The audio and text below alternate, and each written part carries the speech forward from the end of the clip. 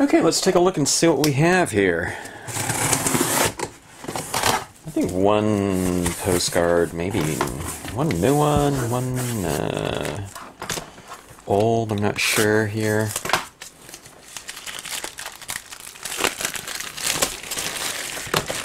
20% off, not a great sale. That's for future ones. I tend to wait for 50% off sales from Vistaprint, which they have periodically. Okay. Some of my old first images for a company that I used to work for called A Stamp in the Hand. This is probably about a 70% reduction, or a 30% reduction to 70%. But those are my first 3 stamp designs ever. I did one kind of like that one, less ornate and detailed. For a card my old boss was working on, and she said, "Oh, we can make that into a stamp design." And I said, "No, it was like a 10-minute drawing or something like that." I said, "Give me the weekend," and I came back with these 3 columns, all in different kind of styles, and those were made into stamp designs. So my first stamps.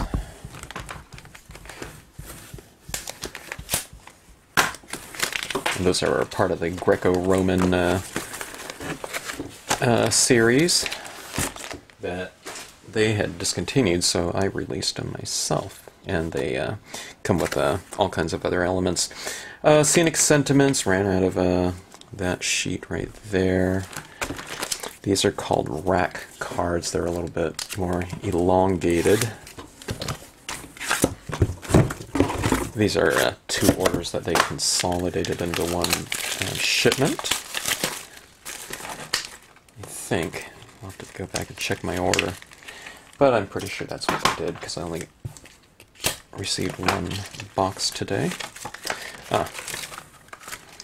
Piece by Anna Corinne, formerly of South Africa, now in her home country of Sweden. But really fantastic use of the flower patterns done in a embossed, I think. I think they were embossed. But there's a whole write-up back here. Yeah, heat embossing, Ranger Seafoam, white, yellow, and pink. But really fantastic usage of the flower textures that are available in one of the nature sets. I don't have them individually released, but she used them exactly the way I kind of had envisioned them being used.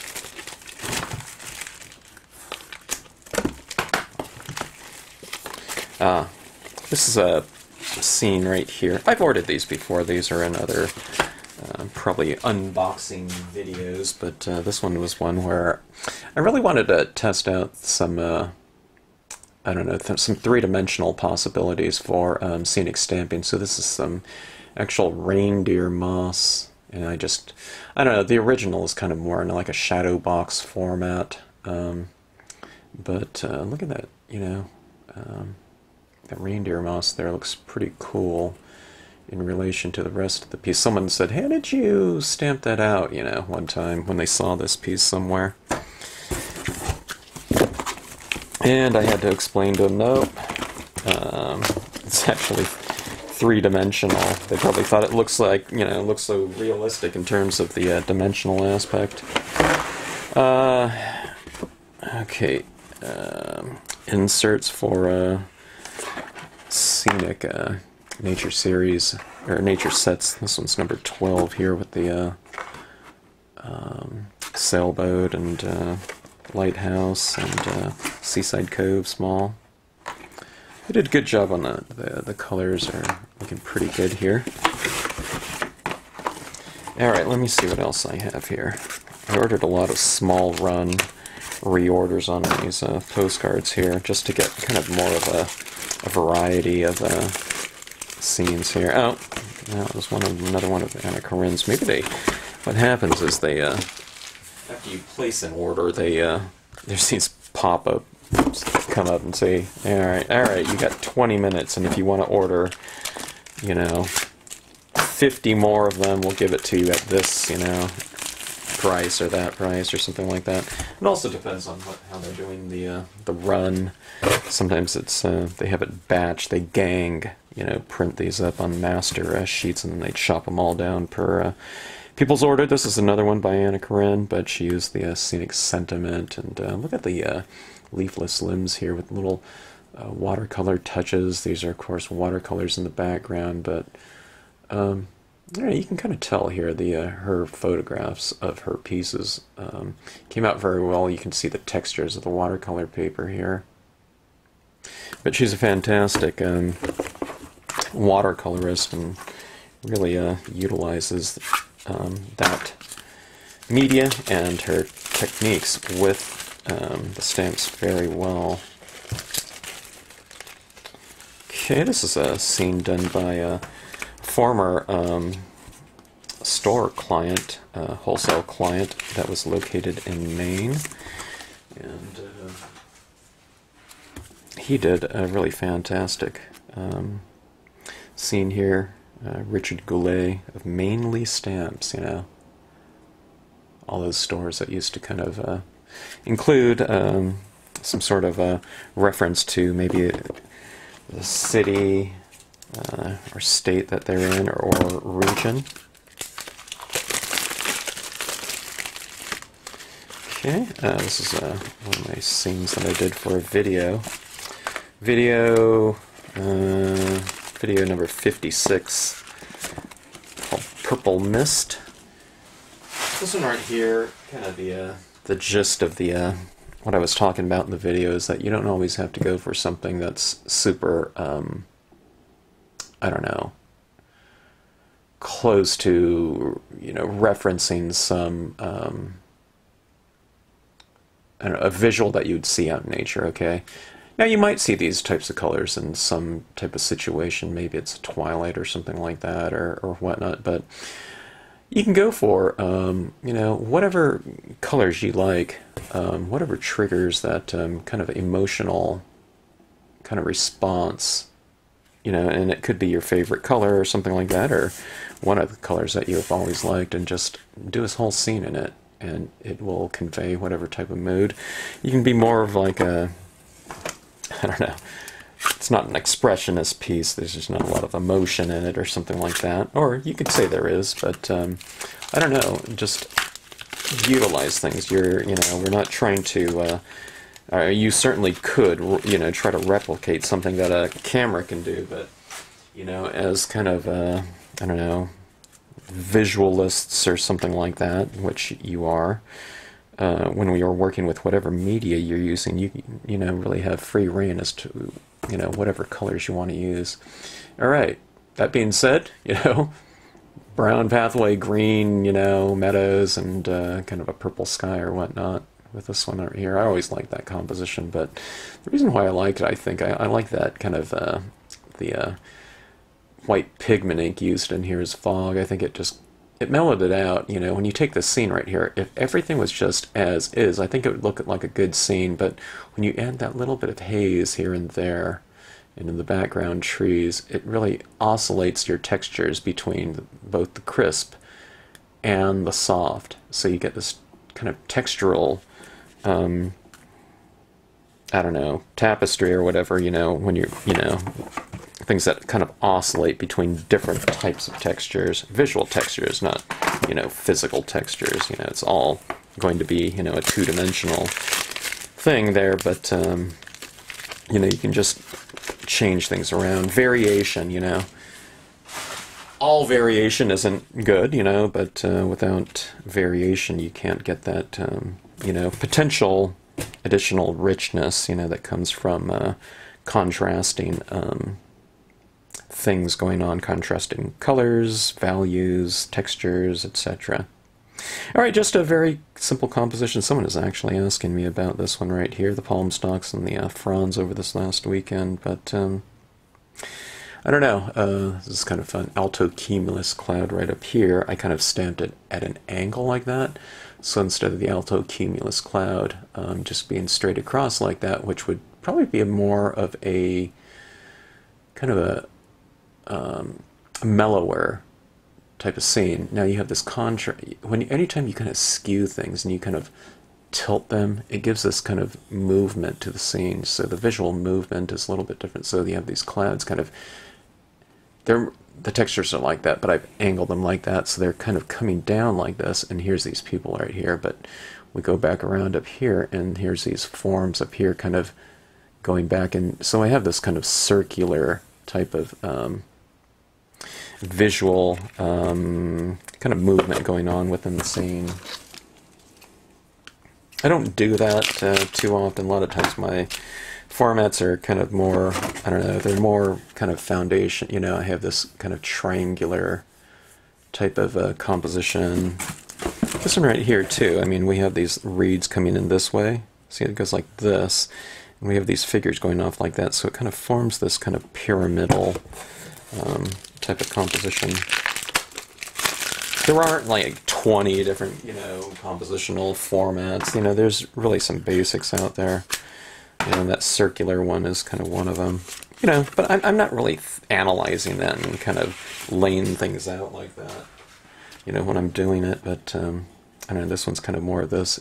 If you notice, there's kind of a point right here, you know, that goes up there. And here these people are kind of going around that way.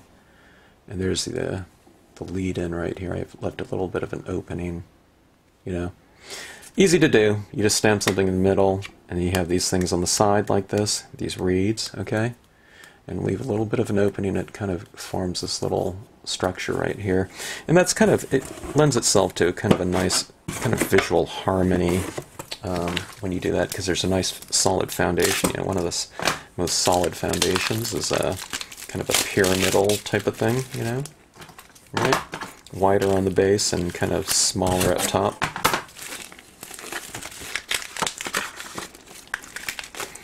There it is right there. Do you see the kind of that, you know, that pyramidal format right here? You see, this is a little taller. It's not the reeds here, but it's a little bit taller, less, you know, so we have this thing going up here, and here's, you know, a literal, you know, peak right there, so you get that kind of structuring going on.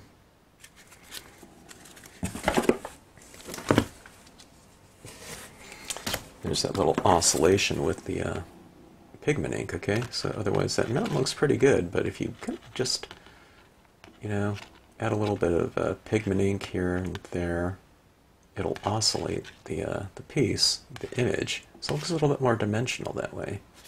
I think it looks good without it, but I think it looks really good with that little additional touch, and I'd really recommend that, you know, whatever media you're working with, thinking about, you know, think about texture changes that can be installed into the piece with a very easy kind of technique. Okay, here's some more of this one right here. Kind of forgot what I ordered. I just ordered these like a couple weeks ago, but I don't know. I just go on there sometimes and I kind of just look and see what I haven't ordered in a while, you know, that can be included in with orders, and people can receive these and get kind of design ideas, and I don't know, design ideas and color ideas as well. Okay, here's another scenic sentiment piece, different one. The scenic sentiments can really add, can really bolster the kind of the emotional tone of the piece, plus the merging of text and visuals, copy and visuals can be really dramatic in a piece too, just from a visual standpoint or design standpoint. Same thing right there. There's that design. These might be repeats. You know, all of these might be repeats of what I've already opened. I'm not really sure. Oh, yeah, another one by Richard here. Okay. Let's see what we have here. I don't know if I did that. I might have just... there was this deal where if you order a certain amount, then you get like 50% off. Even if you ordered more and more and more after that, they would only give you up to, you know, that certain amount. of a discount, so I just placed 2 orders instead. Yeah. All right, here is my new scene right here. I included my whole hand in there, I guess. I don't know. But video 330, spring on the leg. I didn't have any extra copy on the back of that one. I just wanted to show this right here. I don't know. I probably should have mentioned YouTube, but I don't know. You're watching it here, so, you know, chances are you know about the channel already, right? Alright, now let's see what I got here. I don't remember what I did here. Oh, this is just for one of our new nature sets, I think. I wanted to really stock up on this one, so I wouldn't have to worry about it running out, I think. Oh, yeah. The tree nature set. A couple of my favorite trees in there that I use all the time, and some great filler ones, you know, around it, you know, for some different looks. Here's that tree right here. That was in that, you know, Anna Karen's watercolor piece right there. So there's that one right there. That really changes the spirit of the that object, doesn't it? So anyway, a little unboxing here with some restocking of some inserts and idea cards to send out. So anyways, thanks for watching. If you have any questions on any of these, just drop us a note in the comment section or drop us a note off the website, Stampscapes.com. Thanks for checking out the new postcard.